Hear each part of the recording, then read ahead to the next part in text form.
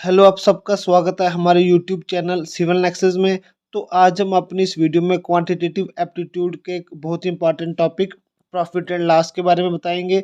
तो हमारी profit and loss की ये सेकंड वीडियो रहने वाली है। तो जिसने पहली वीडियो नहीं देखी हुई तो वो जाकर चैनल की प्लेलिस्ट में जाकर देख लें। तो आज हम बात करेंगे कुछ और इम्पॉर्टेंट फार्मूलाज की। तो आप प्लीज़ ये फार्मूलाज नोट कर लीजिए और इन्हें याद कीजिए। तो जो हमारे पास सबसे पहला फार्मूला है वो है सेलिंग प्राइस का। यानी कि जब भी कभी क्वेश्चन में हमें कास्ट प्राइस और अगर हमें परसेंट गेन दिया है तो हम सेलिंग प्राइस कैसे निकालेंगे, तो ये फार्मूला ये है। Selling price is equal to 100 plus gain in percent. यानी कि जहाँ पर जो हम गेन की वैल्यू डालेंगे वो हम परसेंटेज में डालेंगे। दोबारा सुन लीजिए। सबसे पहले है सेलिंग प्राइस का formula. Selling price is equal to 100 plus gain percent upon 100 into cost price. तो सेकंड फार्मूला है सेलिंग प्राइस का, तो इसको भी नोट कर लीजिए। तो सेलिंग प्राइस जब हमें कास्ट प्राइस और हमें लॉस इन परसेंट दिया है तो उस केस में जब हम सेलिंग प्राइस निकालेंगे तो उसका फार्मूला ये रहेगा। फार्मूला क्या है, नोट कीजिए। Selling price is equal to 100 minus loss in percent upon 100 into cost price. उसी तरह से जो हमारा तीसरा फार्मूला है वो है कास्ट प्राइस का, लेकिन उस केस में जिस केस में हमें सेलिंग प्राइस और हमें गेन इन परसेंट दिया गया होगा।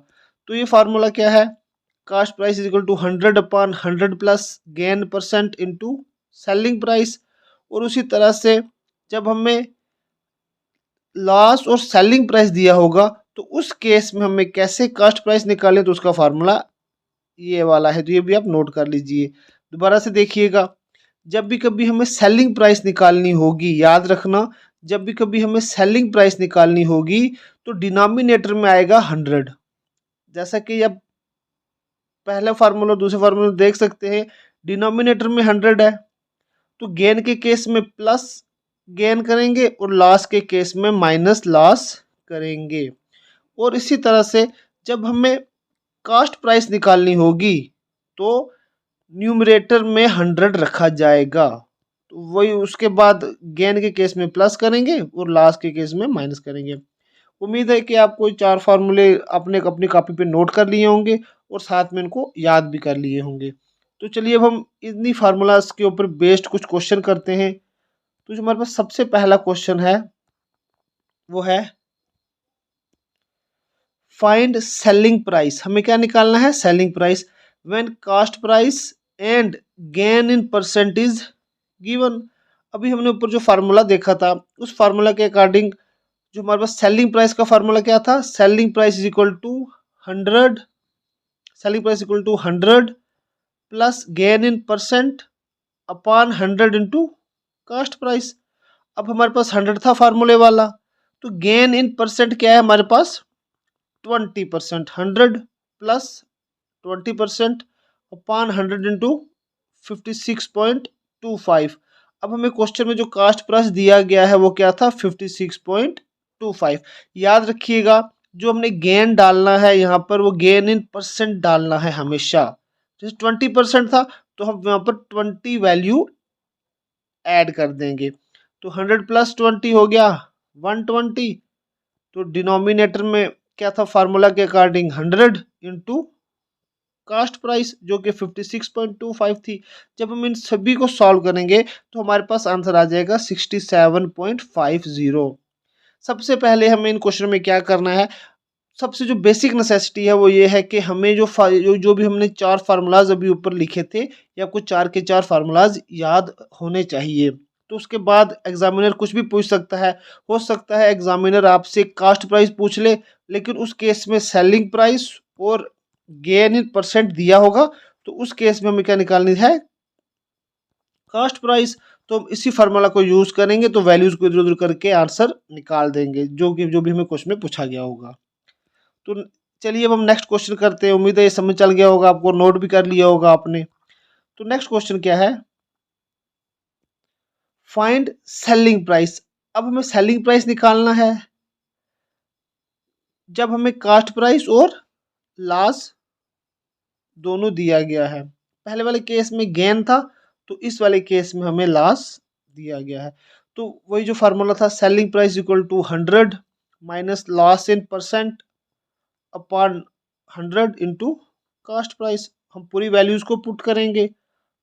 फॉर 100 माइनस 15, अब 15 क्या था, लॉस इन परसेंट, तो 15 अपॉन 100 इंटू 80.40, जो कि हमारा क्वेश्चन में कास्ट प्राइस दिया गया हुआ है। तो जब हम इन सभी वैल्यूज़ को सॉल्व करेंगे तो हमारे पास आंसर आएगा 68.35। आप इसको भी नोट कर लीजिए, जब आप इसको बार बार प्रैक्टिस करेंगे तो आपको फार्मूलाज भी याद रह जाएंगे। तो चलिए अब हम नेक्स्ट क्वेश्चन देखते हैं। तो अब नेक्स्ट क्वेश्चन क्या था, नेक्स्ट क्वेश्चन है फाइंड कास्ट प्राइस। अब हमें क्या निकालना है, cost price when selling price and gain in percentage given. अभी हमने ऊपर जो 4 फार्मूलाज देखे तो उसमें कास्ट प्राइस का फार्मूला भी था। हमने देखा था कि कास्ट प्राइस के फार्मूले में जो 100 होगा वो किस में आएगा, न्यूमरेटर में। तो अब कास्ट प्राइस का फार्मूला क्या है, cost price equal to 100 upon 100 plus gain in percent into selling price. अब जो भी क्वेश्चन में जो हमें वैल्यूज गिवन है वो हम सभी इस फार्मूले में पुट करेंगे। तो जैसे कि 100 न्यूमरेटर में 100 अपॉन 100 प्लस 10। ये हमेशा याद रखिएगा कि जो गेन इन परसेंट होगा वो हमने वैल्यू डालनी है यहाँ पर, ठीक है। 100 अपॉन 100 प्लस 100 इंटू 40। अब 100 अपॉन 110 इंटू 40, जब हम इसको सॉल्व करेंगे तो हमारे पास आंसर आएगा 36.36। आप इनको साथ साथ नोट कीजिएगा। जो नेक्स्ट क्वेश्चन था, अब हमें क्या दिया गया है, इस क्वेश्चन में हमें पूछा गया है फाइंड कास्ट प्राइस, लेकिन अब इस केस में हमें सेलिंग प्राइस और साथ में लॉस दिया गया है, लॉस इन परसेंट। वही जो हमने वीडियो के स्टार्टिंग में जो 4 फार्मूलाज लिखाए थे उन्हीं में था एक formula, cost price is equal to 100 upon 100 minus loss in percent into selling price. आप ये दोबारा याद कर लेना कि जब भी कभी लॉस की बारी आएगी तो हम 100 माइनस लॉस करेंगे, तो जब भी कभी गेन की बारी आएगी तो 100 प्लस गेन इन परसेंटेज करेंगे।